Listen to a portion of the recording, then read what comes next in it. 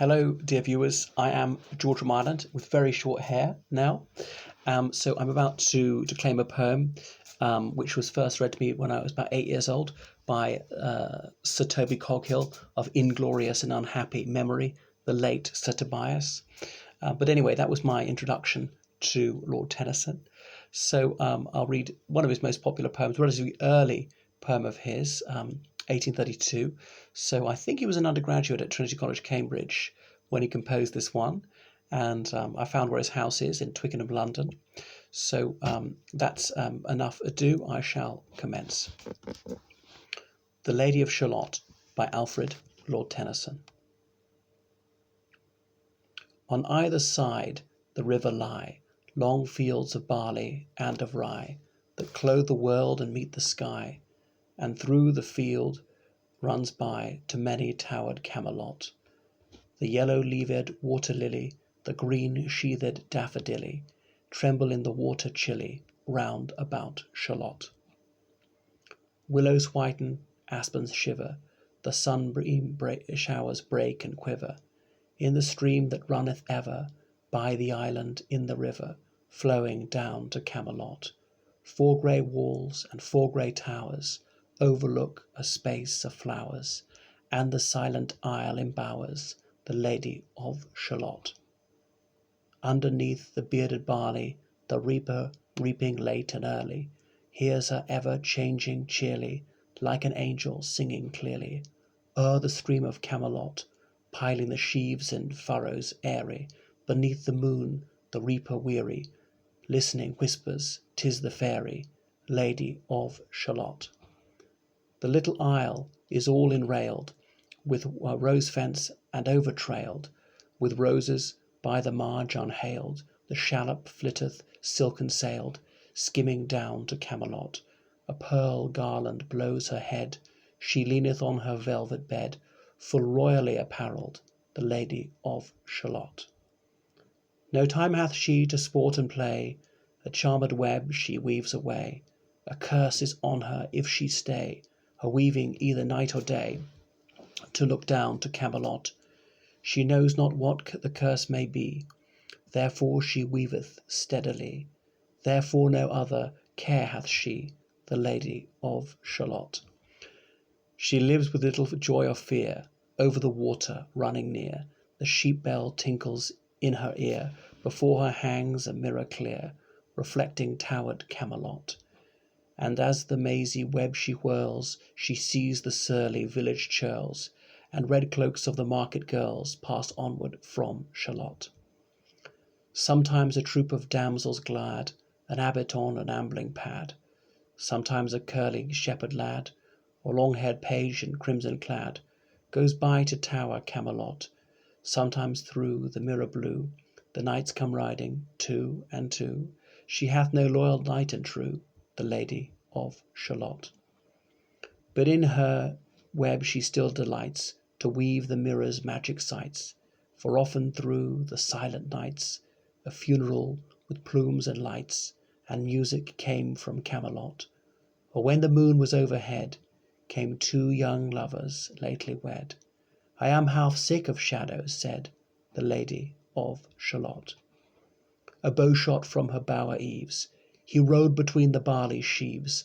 The sun came blazing through the leaves, and flamed upon the brazen greaves of bold Sir Lancelot.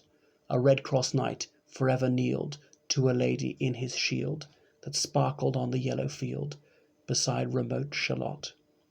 The gemmy bridle glittered free, like to some branch of stars we see, hung in the golden galaxy. The bridal bells rang merrily as he rolled down from Camelot, and from his blazoned baldric slung a mighty silver bugle hung, and as he rode his armour rung beside remote Shalott.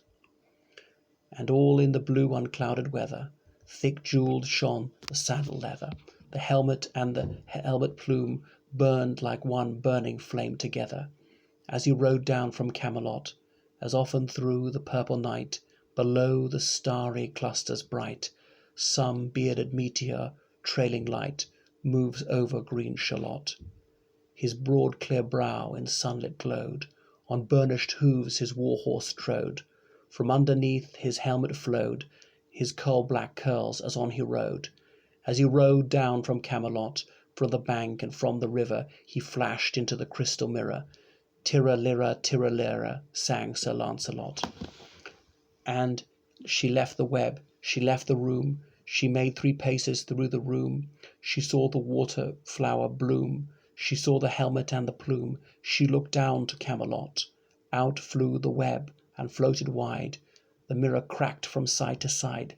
The curse is come upon me, cried the Lady of Shalott. In the stormy east wind straining, the pale yellow woods were waning, the broad stream in the banks complaining, heavily the low sky raining. Over towered Camelot. Outside the isle a shallow boat beneath a willow lay afloat. Below the carven stern she wrote, the Lady of Shalott. A cloud-white crown of pearl she dight, all raimented in snowy white, that loosely flew, her zone in sight, clasped with her one blinding diamond bright. Her wide eyes fixed on Camelot, though squally east wind keenly blew. With folded arms serenely, by the water stood the queenly Lady of Shalott. With a steady pony glance, like some bold seer in a trance, beholding all his own mischance, mute with glassy countenance, she looked down to Camelot. It was the closing of the day. She loosed the chain, and down she lay. The broad stream bore her far away, the Lady of Shalott.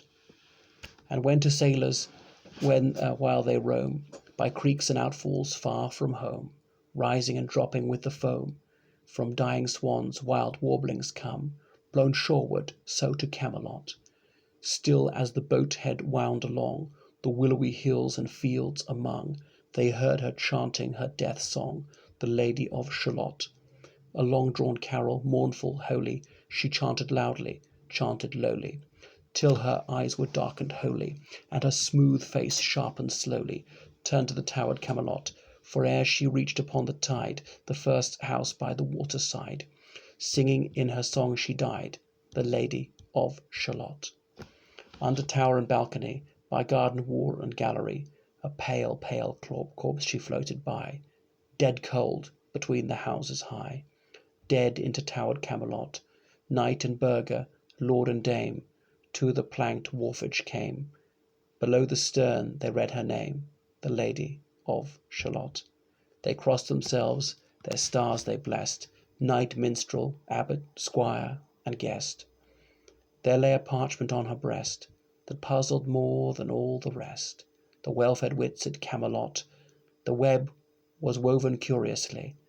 Their charm is broken utterly. Draw near and fear not, this is I, the Lady of Shalott.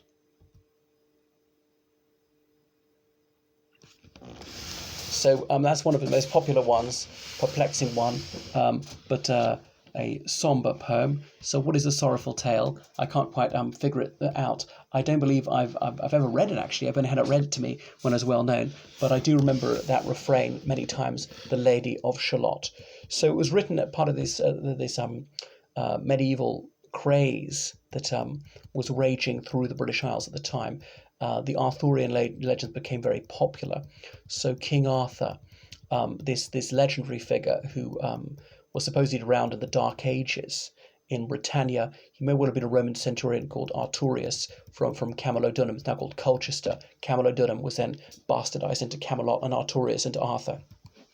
But most of the tales are set in Western England, Tintagel, which is a real place, and various other places in the southwest of England. It's when the Angles, Saxons, and Jutes were crossing over the North Sea, landing on the coast of eastern England, defeating the Romanized ancient Britons and driving them from the east coast down to the English peninsula, to Cornwall, into Wales, into the Cambrian Mountains in Wales, or Cumbria, northwest England, to Scotland, over to Ireland, to Brittany, that French peninsula, and so forth. But so little is known about King Arthur. He's semi-mythical. I mean, might not even have existed at all. But anyway, and these Knights of the Round Table, the legends were told and retold, and these things were written down centuries later. And the Lady of the Lake, but actually, like, people used to quite often throw swords into lakes. It's quite a common thing. I'm not sure quite why, because swords were had some sort of magical quality, so they believed, because iron was very rare, was difficult to source, and these weapons obviously much more formidable than things that were bronze or even wood. But anyway, I can't quite figure out the story myself, but going through it, part one, talking about this. Camelot has many towers. It's beside these fields. Mentioned the wold, and the wold is a antique word for wood. And it's obviously surrounded by a moat, this castle, Shallott. I'm not going to read the whole thing. So talking a lot about the plant life around there. So very evocative. You can see it in your mind's eye. So they're four grey towers, and it's an island, and there's sort of a tree house in it as well. So Lady of Shallott is kept there for some reason. Why? We never find out why. She's under some sort of spell. Anyway, so the reaper, that's someone who's reaping corn in the field. She hears this female reaper singing, and sheaves, that's in piles of wheat that are being piled up. And sometimes even if there's a full moon, a harvest moon, using that to get more work done, because there's just not enough daylight. You can work through the night if you can see by the light of the moon. Okay, so Lady of Shallott is kept there, and she's now weaving things. She's obviously wealthy, well got, this high-born lady, and it talks about the fabulous clothes she's wearing. Remember, most people were wearing rags in the Middle Ages, so the upper orders wearing silken robes clearly stood out from the lumpen proletariat, the villains. That was most people. It wasn't meaning that you were a wicked person, just you were of the lower orders, which is most people. Okay, so anyway, she's weaving this web, Lady of Shallott. Why? Does she use it to later escape? Anyway, so there's some sort of curse, but she doesn't know what it is yet. That's the only thing she cares about, is weaving a web. And I wonder if that's what she uses to, like, climb down from her tower. It's a bit like a Rapunzel tale. Anyway, she's not worried, she's not happy or anything like that. And then she hears a sheep bell tinkling. I'm not sure why this is signalling to her. And she saw the surly village churls. A churls is a word for one of the types of peasant. Most people were poor farmers; they were peasants. It mentions damsels, as in young women. They're walking by an abbot who's like a monk who's in charge of an abbey. An abbey is a large monastery, and seeing a page being a teenage boy who's an assistant to a knight, helping him on with the suit of armor, caring for the horse. If the page does well, he'll become a knight himself. There's still pages these days, dressed in these crimson and white silk outfits to just attend the queen. They don't do anything; they just stand there. But they're nothing to do with knights or war anymore. Okay, so the knight's coming around, but she has no loyal knight and true, so she wants her knight in shining armor to rescue her. She carries on weaving her web. So it's building up tension. We're asking questions. So why is she trapped there? What's going to happen? How is she going to get out of there? Anyway, so a bow shot from her bower eaves, as in someone firing an arrow. He rode between the barley sheaves. Well, who is he? Someone is coming. We eventually found out it's Sir Lancelot, one of the knights of the Round Table, flamed upon the brazen greaves. Brazen as in brass, shone. Is highly polished brass. Greaves are like shin guards, really. So again, it's antiquated language. I know it seems anachronistic, but it was written 197 years ago, so that's unsurprising. Red Cross Knight forever kneeled. Now, I'm not sure what Red Cross is. He wears a red cross. When we think of the Crusades, people used to put on the red cross and not turn back until they'd got to Jerusalem, and you could commit no sin. It was a redemptive war, but that's much, much later. That's not till about 1099.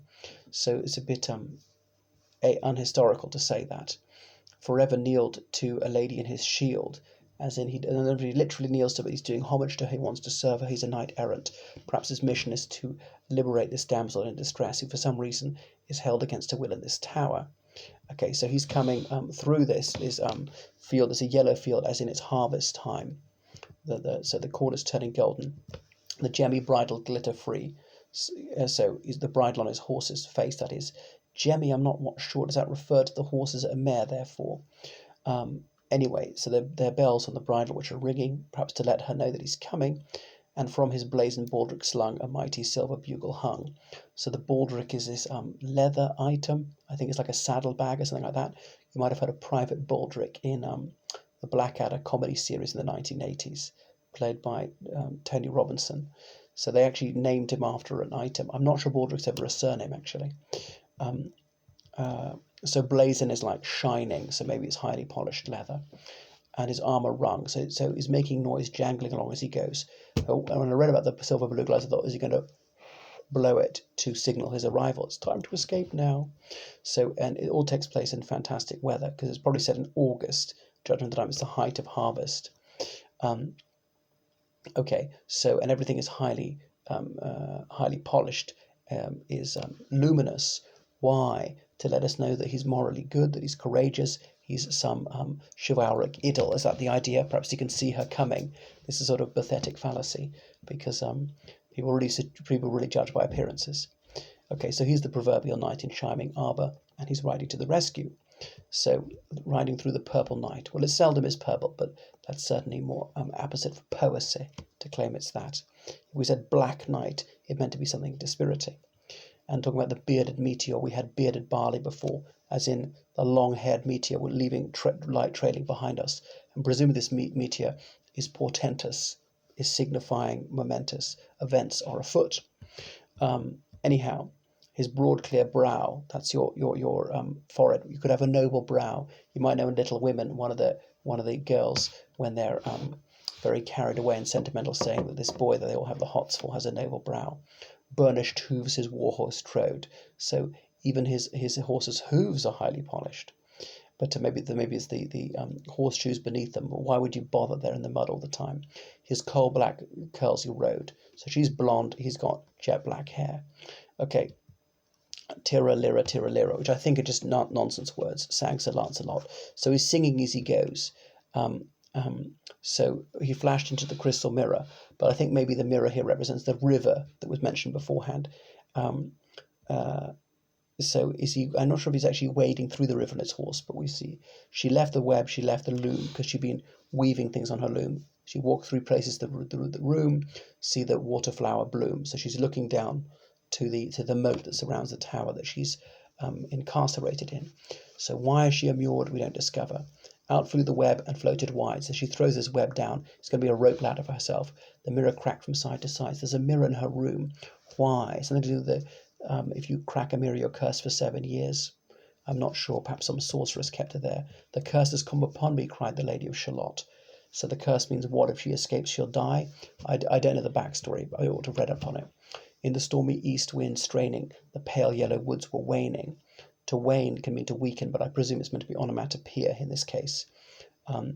Or waning, maybe because August, autumn is coming on, and as it's autumnal, perhaps they're shedding their foliage.